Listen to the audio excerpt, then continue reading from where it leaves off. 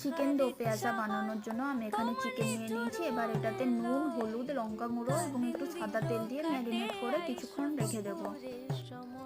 এবার কড়াইতে সাদা তেল গরম করে ওতে গোটা গরম মশলা দিয়ে দেবো, দিয়ে কুচানো পেঁয়াজগুলো দিয়ে ভালো করে নাড়াচাড়া করে পেঁয়াজটা ভেজে নেব। এবার পেঁয়াজটা ভাজা ভাজা হয়ে গেলে ওতে আদা রসুনের পেস্ট দিয়ে হলুদ গুঁড়ো, লঙ্কা গুঁড়ো, ধনে গুঁড়ো, জিরে গুঁড়ো দিয়ে কিছুক্ষণ নাড়াচাড়া করব। তারপর ওতে কুচানো টমেটো এবং একটু নুন দিয়ে ওতে ঢাকা দিয়ে রেখে দেবো। তারপর কাজু বাদাম বাটা দিয়ে একবার নাড়াচাড়া করে ঢাকা দিয়ে রেখে দেবো। তারপর চিকেনটা দিয়ে ভালো করে মিক্স করে নেব।